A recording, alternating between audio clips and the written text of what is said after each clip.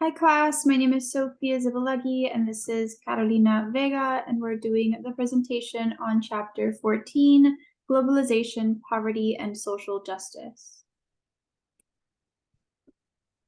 To start, I wanted to showcase some of the statistics on current global poverty statuses.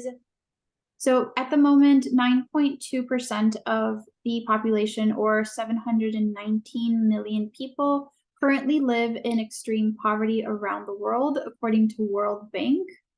And extreme poverty now is considered less than $2.15 per day. 11.6% of the population, or 37.9 million people in the United States, currently live in poverty as of 2021. And this is decreased for people under the age of 18, but it is increased for people over the age of 65, where there is no statistical difference between those aged 18 to 64. More than 50%, or more than half of the population living in extreme poverty, are people in sub-Saharan Africa. And with current trends, it is estimated that by 2030, 9 out of 10 individuals living in extreme poverty will be in sub-Saharan Africa. But what is poverty? Poverty is a lived experience of hunger, illness, inadequate housing, illiteracy, human rights abuses, and social marginalization. Poverty is not due to there not being enough to go around. There are plenty of resources for everyone. However, societal and institutional arrangements are not prioritizing distribution of these resources in a manner that meets the basic human needs of everyone. Resources are distributed instead in a manner that maintains the existing power structures and benefits corporate interests. Individuals in poverty are also not often at the decision-making table for making any changes happen. According to the text, the cost of poverty, or the cost of fixed poverty, would be $265 billion invested annually for the next 15 years. And this may seem a lot. However, in 2014 alone, the world expenditure for military expenses was $1,719 billion, so more than double. And the US alone spent more than $4 trillion in military expenses between 2009 and 2014. And what causes poverty? There are a few theories of causation for poverty. The first one is internal theory of causation, or we can call this victim blaming. Essentially, internal theories of causation places the responsibilities for poverty on the individual experiences. So they may say, it's because of poor work choices or poor work ethic. But again, that's just victim blaming. And this is a form of the system justification theory, which essentially just legitimizes the existing social arrangements that condition poverty, and it maintains the status quo. External theories of causation are those that look outwardly. They see social, political, and economic factors as the causes of poverty. And this provides the lens through which we can identify the areas in need of systemic change. The ecological lens actually examines how community and societal systems assist people in existing poverty, or place barriers in the way of that exit, or the exit from poverty.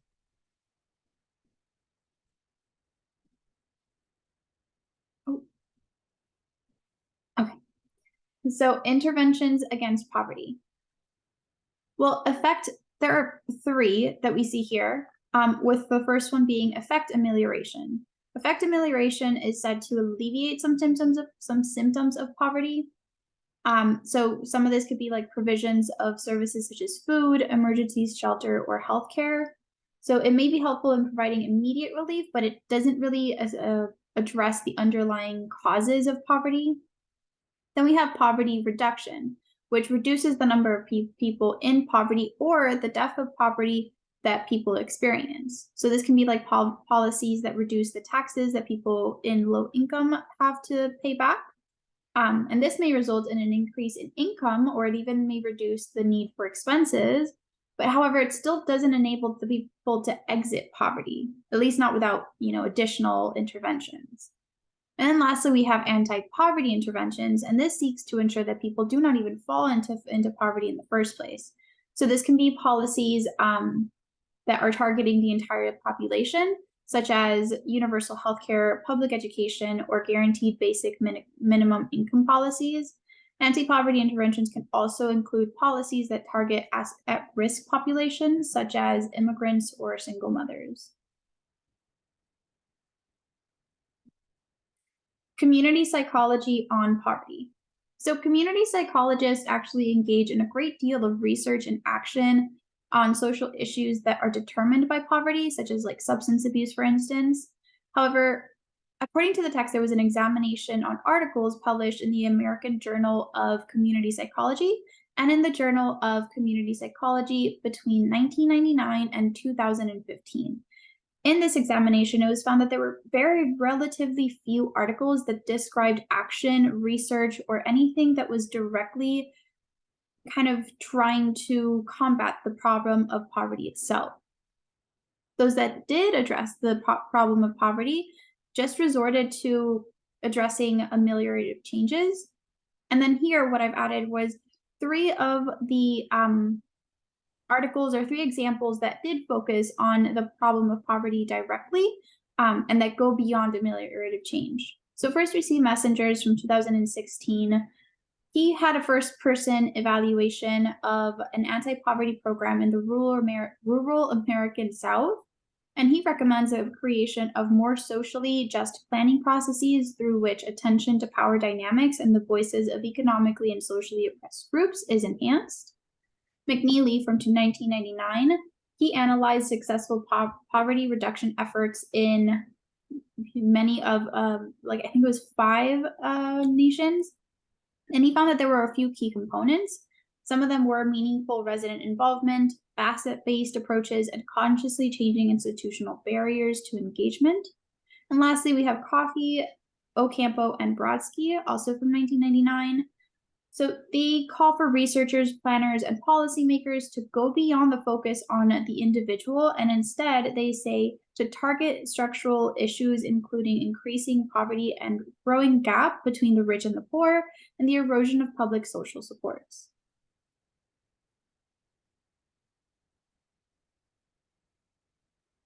Critical community psychology and global poverty. Poverty is one area in which we run the risk of advancing agendas antithetical to social change by focusing on individual level rather than system level research. Community psychology can better situate the problem of poverty in the context of globalization and capitalism in order to attend more directly to social justice and engage in more transformative solutions. However, the path ahead will be long and difficult. Fortunately, community psychologists can teach us a lot about how to do this. The majority of what is offered in this chapter is essential knowledge for understanding how psychologists and others might follow their footsteps and fight current poverty and social injustice effectively. Origins of contemporary poverty. It decolonizes research methodologies and retells the stories from history through perspective of those who have been historically silenced. Understanding these histories necessitates a consideration of power in the context of global poverty, globalization, capitalism, consumerism, and modernization. They must all be critically reviewed. We look at surviving examples of self-sufficiencies. Others may believe indigenous peoples to be destitute. However, that's an outside imposed judgment. Approximately 75% of the world's population now lives in cities, isolated from agricultural operations, but embedded in integrated production, energy, transportation, and commerce systems. On average, urban lifestyles are sustainably longer and less physically demanding than pre-modern rural lifestyles, but they may likely be psychologically and socially stressful. Modern lives are also unsustainable in terms of their impact on the natural environment.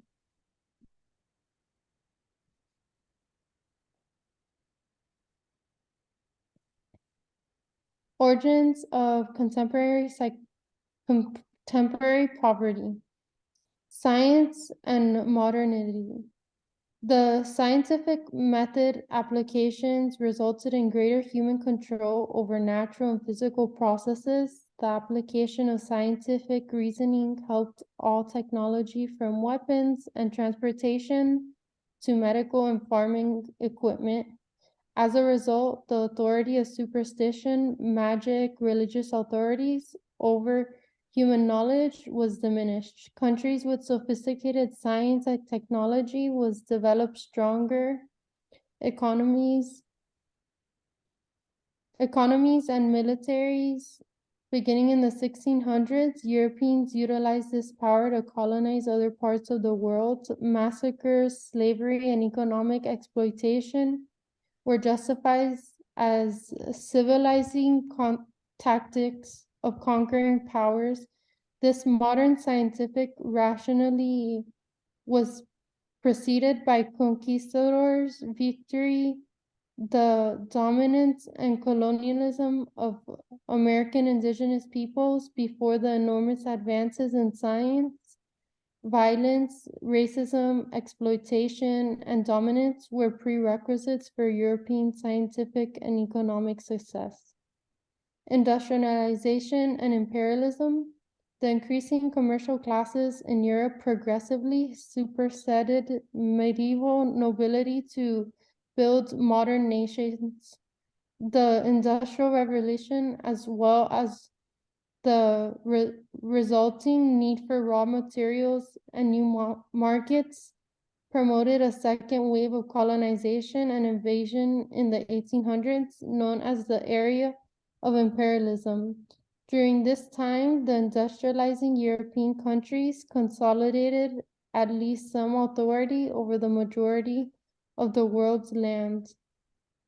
This was reinvested in the additional industrial expansion, necessitating even more resources from the colonies. Labor, minerals, lumber, food, and other raw goods were extracted under the terms that were detrimental to colonial progress. Indeed, as the colonial economies were organized for resource extraction rather than local needs, century-old systems of rural subsistence were altered. The groundwork that would become the third world poverty was laid during the process. Previously autonomous towns became reliant on massively international trade webs. Sustainable lifestyles had given to labor-intensive production systems to cater the desires of faraway populations for tea, coffee, cotton, silk, and so on.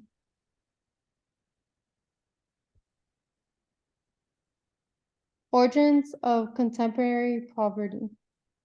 Modernization is a feudal rural arrangements collapsed, poverty spread, and urban centers expanded as workers flowed into slums.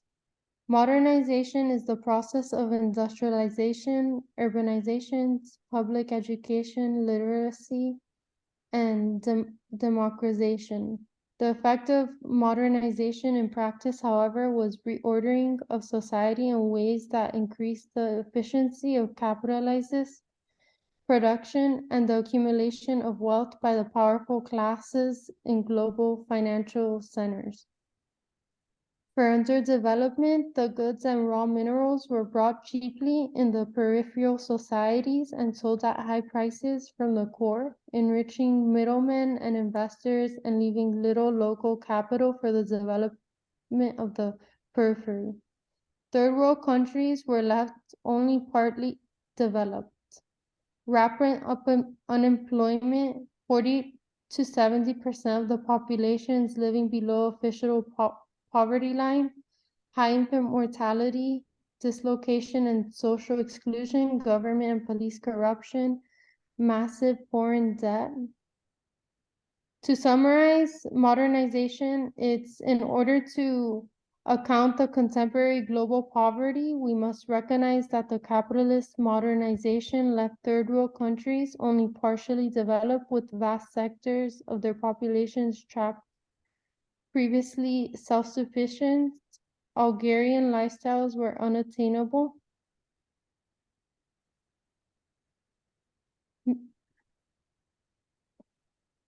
Globalization.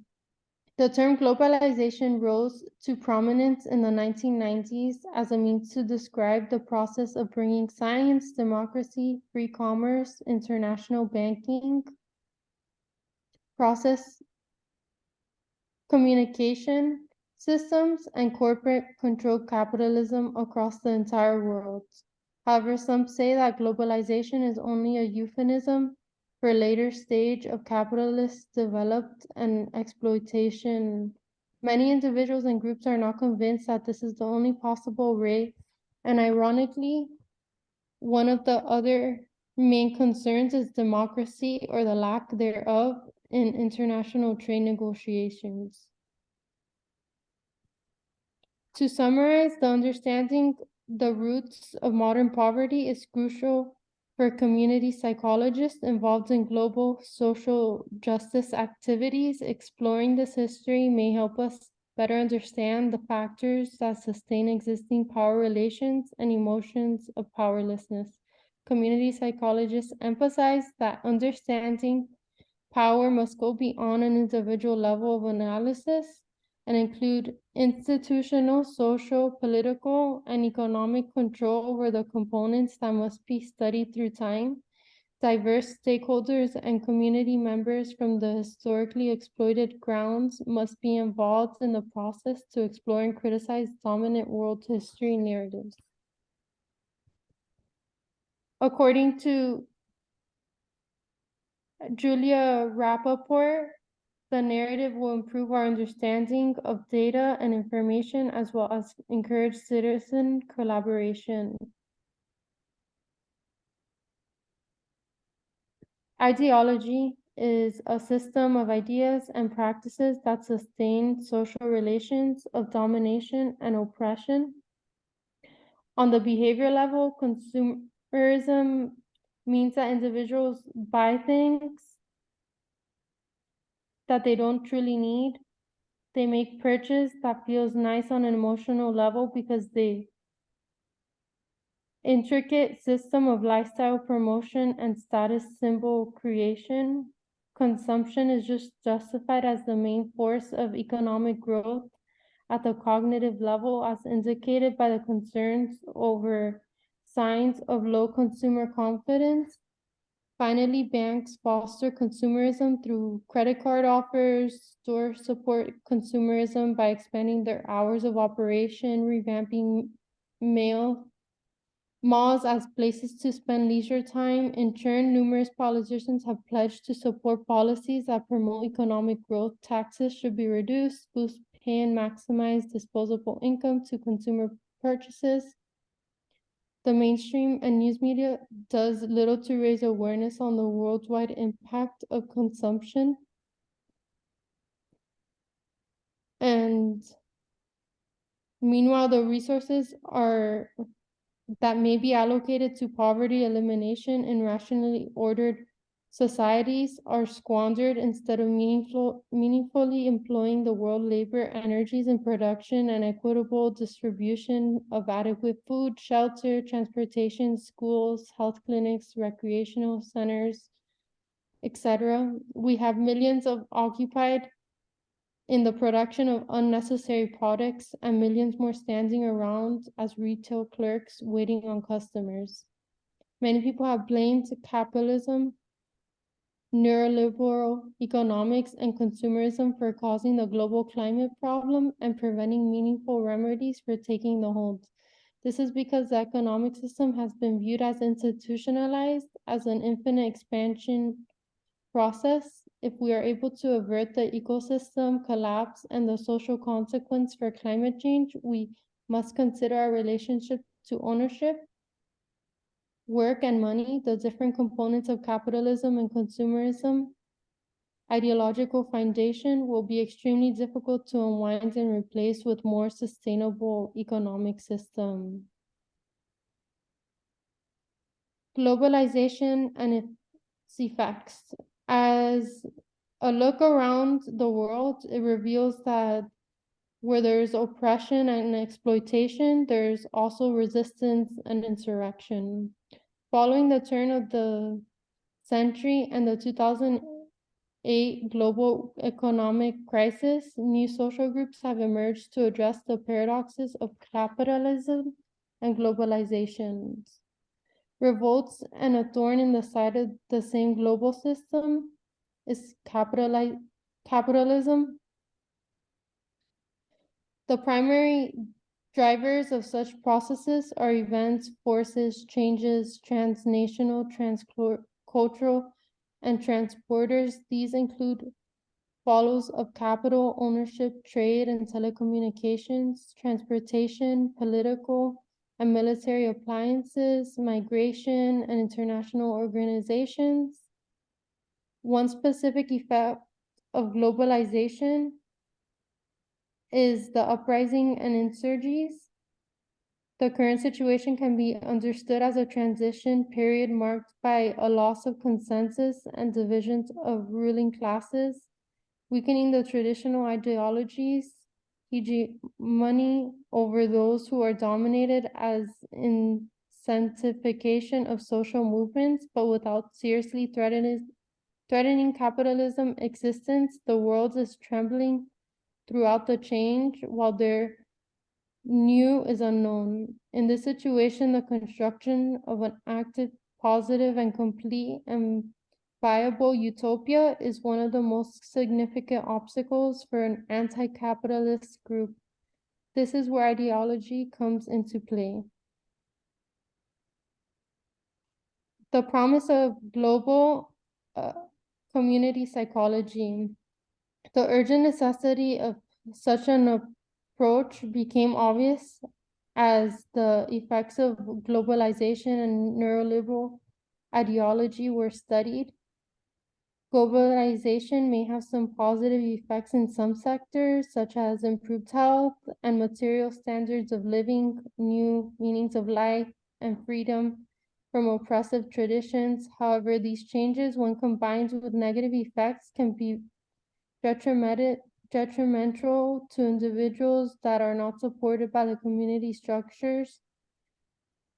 And globalization-related changes might raise uncertainty and fear. These can lead to higher prevalence in serious mental health illnesses in communities with less assistance, increased drug uses, prostitution, criminality, and result from economic upheaval.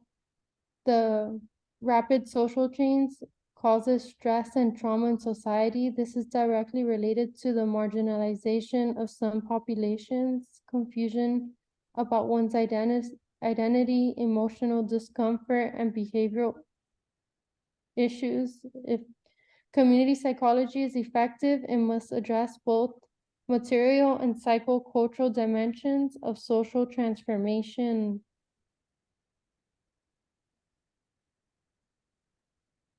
The promise of global community psychology is participatory democracy, linking the global and the local, protecting basic human rights, and connecting to social movements.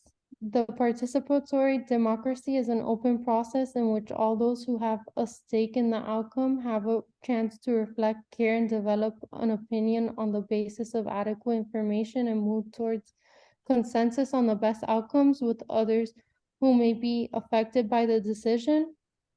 Linking the global and the local is the challenge to preserve the advantages of global economy and market without harming community, environmental, and human resources. This can only be done by attending to the issues of human rights and social justice at the interdependent levels that affect collective, relational, and personal well-being.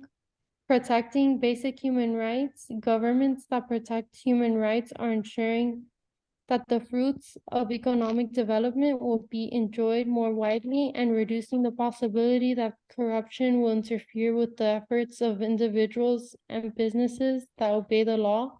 The protection of human rights also means that the community organizers and labor leaders can represent their constituencies without terror of reprisals from paramilitary grounds or company thugs. Poor people's movements towards inclusion in civil society depends on protected spaces for meeting protests, connections to social movement, progressive political efforts that seek to deep social changes in our society.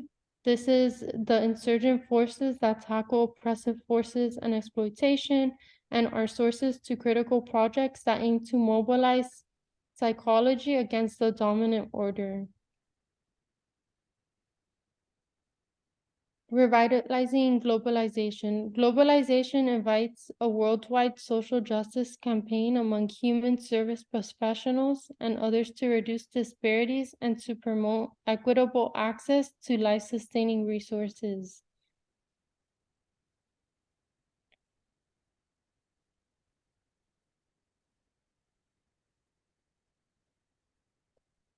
These are the resources we used. And to summarize, community psychologists dealing with global psychology with global poverty should expect to operate as a multidisciplinary members of a larger movement. They will need to understand global governance challenges as well as local practices to necessity to be prepared to catalyze change where it's expected to occur and to provide the groundwork to change where it will take a long period. They will benefit from extensive field work in specific areas, as well as experience within the bureaucratic institutions such as the United Nations, development agencies, foundations. Students interested in careers in community psychology should consider beginning the international service groups like the Peace Corps or its equivalents, and then enrolling in graduate schools that allow for practical internships and fieldwork, as well as participatory action, research in international groups concerned with poverty and community development and human rights. There is no right or wrong method to this approach. Everyone will have a unique input to make. This work is difficult and the scenarios are complex. We will never know to be certain what we're doing is effective. The greatest way to address this is to be fully dedicated to collaborating with others who share the objective of ending poverty.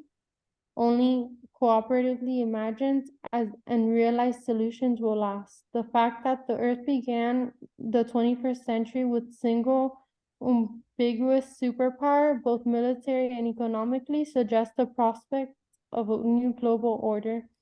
It will be defined in the neuro-feudal relations, privileged enclaves for the rich guarded by armed guards by the starving masses, or by the new level of civilization where disagreements are arbitrarily resolved and the world's riches are shared equally. The goal is that of us will discover a way to ensure that the work and our lives contribute to the worldwide blossoming of social justice. That was our presentation. We also went ahead and prepared you guys a quiz that I hope you guys can enjoy. Again, thank you for watching.